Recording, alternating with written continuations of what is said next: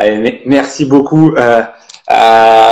Il est très très gentil, Fabien. Merci beaucoup à Fabien de nous avoir accueillis. On va tout de suite enchaîner avec, du coup, comme je vous disais tout à l'heure, ancien ostéopathe de l'AS Monaco, Yannick Guillaumet, qu'on va recevoir d'ici quelques instants. Il me semble qu'il est déjà parmi nous. Ouais, il est déjà parmi nous. C'est parfait, c'est nickel. Il n'y a plus qu'à l'ajouter dans cette dernière heure consacrée au sport santé. Donc écoutez bien, parce que je pense qu'il y aura pas mal de bons petits conseils. Bonjour Yannick, comment vas-tu? Bonjour, ça va bien? Et vous? Très très bien, Merci. très très bien. Je te Merci pour remercie. l'invitation. Avec grand plaisir. Merci à toi en tout cas d'avoir pu accepter. Bon déjà, dans un premier temps, comment se passe quand même ce confinement? Ouais, ben ce confinement, on fait comme on peut. On est obligé de rester chez soi, donc forcément, on adapte son emploi du temps en conséquence, et c'est pas toujours évident. Tu as été ostéopathe de l'AS Monaco pendant plus de 23 ans. Comment ça se passe? Comment on travaille avec un club pro? Comment on met en place parce que l'ostéopathie c'est mal connu, on va dire, c'est pas très connu. Qu'est-ce que vous apportez aux joueurs aujourd'hui? Bah, l'ostéopathie aujourd'hui dans le sport, et le sport de haut niveau notamment, c'est une pièce essentielle d'un staff médical. Il y a une complémentarité avec les autres professions, et l'ostéopathie a un rôle à jouer dans la prévention des blessures, dans l'équilibre du corps et dans les restrictions articulaires qui pourraient être en cause dans des pathologies qui pourraient se déclarer si ces blocages articulaires n'étaient pas levés. Donc c'est une forme de prévention, et puis il y a une part aussi importante dans la thérapie des blessures, en fait, hein, dans la façon de soigner les blessures. Grâce à l'ostéopathie, on peut optimiser les temps de récupération. Il y a aussi un point qui va être important, en tout cas pour les joueurs. On est confiné pendant 2-3 mois. Quel risque il peut y avoir à la sortie de ce confinement et à la possible augmentation de l'activité sportive? Alors en fait, je pense qu'il faut séparer le monde professionnel du monde amateur. Oui. Le monde professionnel, aujourd'hui, ils sont vraiment bien encadrés, staffés. Pour eux, il n'y a pas un énorme risque parce qu'ils ils sont suivis en monitoring tous les jours. Il y a des retours sur ce qu'ils font vraiment. Donc, on arrive à adapter les charges d'entraînement même à distance. Après, Oui. rien ne remplace le jeu et tout ce qui va avec le jeu et le travail collectif avec les partenaires. C'est-à-dire la vivacité, les accélérations, les freinages, les changements de direction. En fait, aujourd'hui, même en étant confiné, on arrivera très bien à pouvoir entretenir sa masse musculaire, en tout cas ne pas trop perdre, si en plus on adapte son alimentation en conséquence. L'intervenant précédent l'a très bien souligné. C'est important dans cette période de confinement de baisser sa charge calorique au niveau nutritionnel, parce que forcément, on se dépense moins, donc on a moins besoin d'apport. Donc il faut faire attention, parce que ça va permettre de ne pas trop prendre de poids, et du coup, la reprise sera plus facile. Donc ça, le niveau pour les professionnels, c'est pas un grand souci, je pense. Par contre, pour les amateurs, oui, il faut faire très attention, et puis il faut savoir, notamment, donc il y a le côté nutritionnel dont j'ai parlé, il y a le côté la gestion de la journée et du sommeil aussi. C'est quelque chose d'important. Ne pas se laisser avoir par un faux rythme, un mauvais rythme de vie. Il faut rester le plus possible en adéquation avec le rythme du soleil, et pas se coucher à 4 heures du matin, être en dette de sommeil. Ce sont des choses qui vont s'accumuler, et la récupération sera plus compliquée à opérer. Et moi, le conseil que je pourrais donner pour les sportifs, mais pour les personnes lambda aussi, quand on est chez soi, c'est de bien faire attention au temps passif, enfin, le temps où on est assis, où on est dans un canapé, on est assis, on est devant un écran, on a une position des cervicales et des lombaires qui sont pas physiologiques, et qui vont générer des douleurs, des inflammations potentielles. Donc en fait, dans la journée, il faut essayer de voir et de calculer le temps où on est assis, et le temps où on est actif. Et l'idée pour la prévention, là au sens large, du mal de dos, en gros, hein, c'est d'équilibrer ce temps passif et le temps actif. Ça, c'est super important. Et ensuite, pour les sportifs amateurs, il faut essayer de profiter des possibilités qu'on a pour sortir, pour faire un entretien physique, de footing, de course. Il faut savoir alterner les rythmes, c'est-à-dire faire de l'endurance, et puis un autre jour faire un peu plus de vitesse, faire du fractionné. Tous ces changements de rythme sont hyper importants pour les structures musculaires, tendineuses et articulaires. Parce que je pense le danger principal à la sortie du confinement sera surtout les surcharges excessives des tendons et des articulations. Ouais. Il faut aussi préparer en conséquence et monter progressivement les charges d'entraînement tout en veillant à aussi s'octroyer des temps de repos. C'est très important. Pour revenir au football pro, tout dépend quand est-ce qu'on pourra sortir du confinement. Ils espèrent encore pouvoir rejouer. Est-ce qu'il y a un risque de surcharger justement le football professionnel en voulant rejouer trop vite? Rejouer trop vite. Là, ils ont à peu près une date officielle de reprise, plus ou moins, à 1 semaine, 10 jours près. Ils vont pouvoir planifier, ils ont à peu près 1 mois, 4 semaines, 5 semaines pour planifier la montée en charge. Donc ça devrait bien se passer. Après, il y a 9 à 10 journées qui restent à jouer, avec certainement des matchs à peu près tous les 3-4 jours.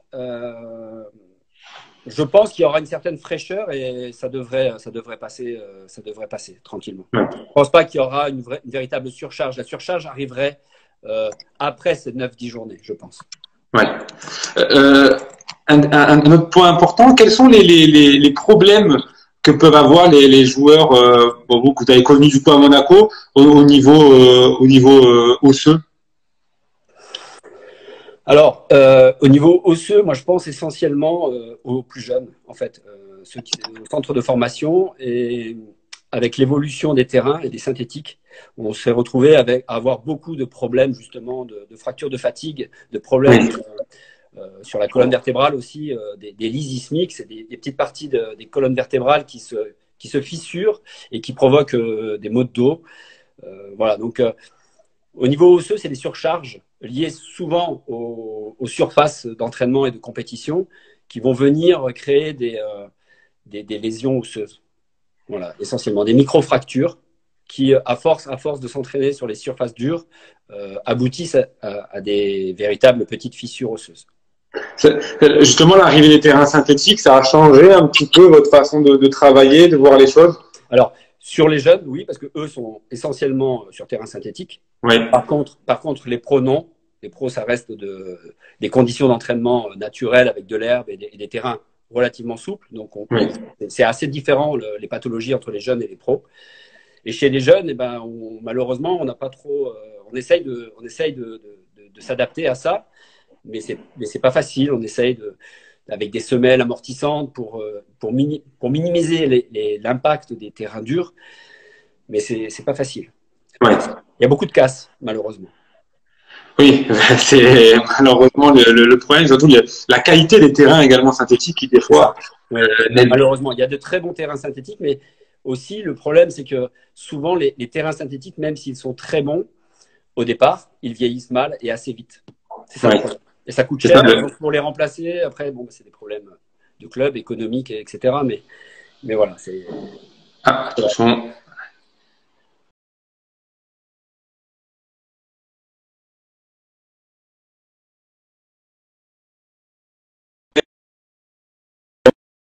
Parler un petit peu des Yannick. Oui. Voilà. Oui, voilà, exactement. C'est bon, vous êtes revenu, vous êtes avec nous. On va revenir un petit peu sur votre passage à l'AS Monaco. 23 ans à l'AS Monaco, vous avez connu divers coachs. Pourquoi déjà être venu à Monaco? Moi, je vous retournerai la question. À partir du moment où on a une opportunité comme celle-là, je vois pas pourquoi on la refuserait. Okay. Donc, c'était une véritable opportunité professionnelle que c'était impossible de refuser. Voilà, donc c'était il y a longtemps. Hein, c'était mon premier job en sortant de l'école de kiné, parce que j'étais kiné au départ. J'ai commencé à l'AS Monaco comme kiné, puis après, je me suis formé à l'ostéopathie en formation continue, donc sur plusieurs années, tout en continuant mon activité à l'AS Monaco et voilà, jusque dernièrement. Kiné, ostéopathe, la frontière des fois est un peu légère, Ouais. c'est deux choses différentes. Vous, justement, votre formation de kiné vous sert également Bien sûr, dans votre métier d'ostéopathe aujourd'hui. bien sûr, bien sûr, elle est même essentielle. Elle est très complémentaire. Et justement, il est très important quand on fait partie d'un staff médical de savoir aussi garder ses limites et laisser que les frontières soient bien claires vis-à-vis des Ouais. joueurs notamment, qui des fois ne comprennent pas trop pourquoi on arrête à un moment donné de travailler avec eux pour passer la main au kiné. Mais voilà, ça c'est vrai que mais même dans le civil entre guillemets, dans les cabinets libéraux en ville, c'est très compliqué chez les patients souvent de faire la différence entre un kiné et un ostéo. L'ostéo, il est formé pour faire sa propre analyse. Je ne vais pas dire diagnostic parce que Ouais. c'est bon dire certains médecins, mais en tout cas sa propre analyse du problème, de la problématique. Et donc on fait notre propre analyse et on fait notre traitement que l'on pense adapté à la problématique. En kiné, on est dépendant d'un médecin qui va nous donner la pathologie et la façon de la soigner. C'est un peu, voilà, de manière philosophique, la différence. Après, les moyens de soigner sont différents, puisque l'ostéopathie utilise des techniques manuelles, seulement manuelles, à base soit de cracking, soit de techniques tissulaires plus souples, plus douces. Alors que le kiné utilise tout un arsenal, les mains également, bien sûr, mais des machines, des machines de chaud, des machines de froid, des ultrasons, de l'électrothérapie. Tout ça, c'est du domaine de la kinésithérapie. L'ostéopathie est essentiellement manuelle. Mais c'est vrai que mon bagage de kiné me sert énormément dans mon métier d'ostéopathe. D'ailleurs, j'ai du mal à me définir comme seulement ostéopathe. En fait, je ne sais pas trop comment définir ma profession aujourd'hui parce que j'ai acquis plein de déjà 2 diplômes différents, plus des formations qui m'ont amené tout un tas de connaissances dont je me sers aujourd'hui pour soigner des sportifs, des patients. Voilà. Justement, à quel moment doit-on aller voir un ostéopathe? C'est toujours un petit peu la question, on ne sait pas vraiment. Alors, c'est une bonne question. Bien sûr, quand on est bloqué, quand on ne peut plus bouger, il faut aller voir l'ostéo, bien sûr. Mais je dirais que l'idée, c'est d'essayer d'être bloqué le moins souvent possible, ou en tout cas avec une intensité la moins élevée possible. Et ça, si on arrive à être suivi régulièrement par un ostéo, normalement, on doit arriver à diminuer le nombre de fois où on est bloqué ou en grosse inflammation, parce que l'ostéopathie peut aussi agir sur des tendinopathies, mais de façon indirecte. C'est-à-dire qu'on ne va pas, avec un acte d'ostéopathie, soigner une tendinopathie en 48 heures, alors qu'elle a mis des mois à s'installer. Donc, comme je le disais tout à l'heure, il y a un côté préventif de l'ostéopathie qui permet de garder une liberté articulaire et un équilibre dans le corps qui sera le garant de moins d'inflammation possible et de moins de blessures. Voilà. C'est toujours une approche à laquelle on a un petit peu peur. On se dit, bon, ça craque, qu'est-ce que ça va nous faire comment on arrive à faire passer ça? Alors, surtout au niveau des jeunes, alors les footballeurs professionnels, je pense, qui ont cette habitude qui fait que il n'y a plus besoin, mais un jeune qui vient la première fois à une séance d'ostéopathie, ça doit lui faire quelque chose. Oui, alors le craquement, il ne veut pas dire grand-chose en fait. Ouais. Voilà, c'est ça le problème, c'est que et puis souvent les jeunes ils se font craquer tout seuls, ils le savent depuis très très jeunes, hein, plus jeunes que l'âge à laquelle ils sont dans les centres de formation, ils se font déjà craquer tout seuls ou ils se demandent entre collègues de se faire craquer. Donc à la sensation de craquement est associée une sensation de bien-être. Du coup, on est dépendant à cette sensation et on essaie de la reproduire le plus souvent possible dès qu'on se sent. Ouais. En fait, le problème, c'est que comme les sportifs, les footballeurs, quand les muscles se contractent, ils finissent par créer des petits blocages articulaires. Et quand on se fait craquer, on donne une certaine liberté momentanée et une sensation agréable de relâchement. Mais le craquement, c'est pas parce qu'on se fait craquer qu'on est corrigé et qu'on est libéré. en fait. Ouais. Parce que ça serait trop facile et il faudrait pas des années d'études pour être ostéopathe pour pouvoir faire ça. Clairement. En fait, il y a tout un diagnostic ostéopathique qui vient là où on doit faire des tests pour déterminer si une articulation elle est bloquée et si elle est bloquée dans une position plutôt qu'une autre et donc adapter le mouvement correctif à ce blocage. C'est sûr que quand on se fait craquer tout seul, il y a aucun on a très peu de chances de faire la bonne manip, quoi, en fait. Oui, clairement. Quel joueur vous avez apprécié travailler avec lors de vos longues années à l'AS Monaco? On en avait eu beaucoup en plus. On en avait vu passer. Il y en a eu beaucoup. Il y en a eu beaucoup. Il y en a eu beaucoup. Celui qui me vient à l'esprit en premier, c'est difficile de faire une hiérarchie. J'espère qu'il ne regarde pas l'émission. Enfin, j'espère pour vous, mais pour ce que je vais dire, je préfère pas. Jérémy Toulalan est quelqu'un qui est très attachant et qui est vraiment une personne et un footballeur exceptionnel, qui était, puisqu'il a arrêté. Flavio Roma, Ludovic Giuli, Marco Simone. J'ai énormément de souvenirs avec. C'est difficile de faire une hiérarchie, mais celui avec lequel je suis resté en contact le plus et avec qui j'ai partagé le plus de moments, même en dehors du foot, c'est Jérémy Toulalan. Ouais. À quel moment un ostéopathe doit intervenir, je présume pas la veille d'un match?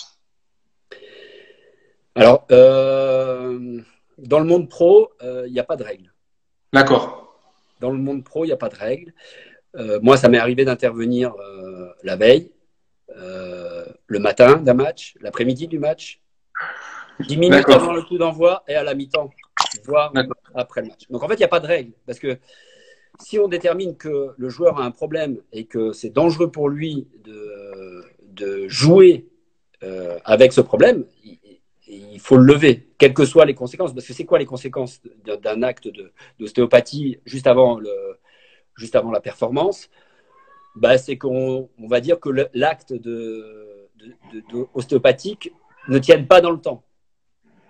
Donc il va tenir, mais il risque à nouveau se redéplacer. Mais de toute façon, comme il est bloqué, il faut le débloquer pour espérer que ça passe quand même.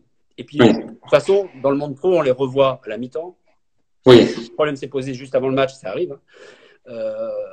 Et on les revoit à la mi-temps, on les revoit à la fin du match et on rééquilibre tout s'il y a besoin. Donc c'est vraiment deux mondes différents. L'ostéopathie dans le monde professionnel et l'ostéopathie dans le monde amateur. On peut pas c'est la même profession, mais c'est vraiment des spécificités à part. C'est presque deux métiers, deux approches différentes.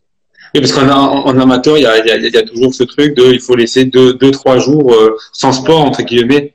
Oui, c'est ce qui se dit communément. C'est ce qui se dit communément. 48 heures, il faut rester tranquille après une manipulation. Mais moi, je le respecte pas, ça. Ouais. Voilà. Tout dépend du problème. Tout dépend du problème aussi. Il n'y a pas de règle vraiment.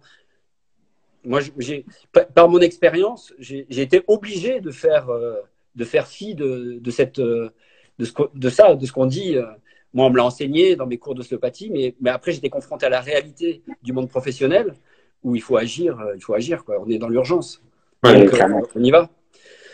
Voilà. Donc après, ça dépend des problématiques. Il faut bien analyser, chaque cas est différent. Et voilà. Mais c'est vrai que par moment, il faut respecter une phase de repos après la manipulation. C'est vrai que moi, avec les professionnels, je préférais agir, si le problème n'était pas trop important, je préférais agir après l'entraînement qu'avant l'entraînement. D'accord, ok. Ouais. Vous avez aussi joué, il me semble. Vous avez été joueur à Senlis, si je dis pas de bêtises. Oui, vous êtes bien informé. Je pense qu'il y a des gens qui ont dû vous donner des vieux dossiers. Ah, c'est mon travail. C'est mon travail. Ouais. J'ai joué à Senlis à l'époque. C'était la D3, D4. Ouais. En fait, j'ai oscillé entre DH, D4, D3, D4. Et après, j'ai fait mes études de kiné à Paris et c'était compliqué de pouvoir continuer à s'entraîner à un bon niveau. Du coup, après, j'ai assez vite arrêté de jouer à un bon niveau, quoi. Quel genre de joueur étiez-vous, justement? Le même qu'un des intervenants précédents. Enfin, le même. Toute proportion gardée, c'était Chris. C'est-à-dire, quand il a dit soit le ballon, soit le joueur, j'ai reconnu un peu ce que je faisais, quoi. Ce que j'essayais de faire, en tout cas. Donc, j'étais stopper. D'accord, okay. Ah oui, ça aide forcément. Voilà. On s'y reconnaît, il y a des similitudes. Voilà. Mais bon, il n'y a que le poste au niveau similitude. Le reste, j'avais pas ces qualités footballistiques, malheureusement.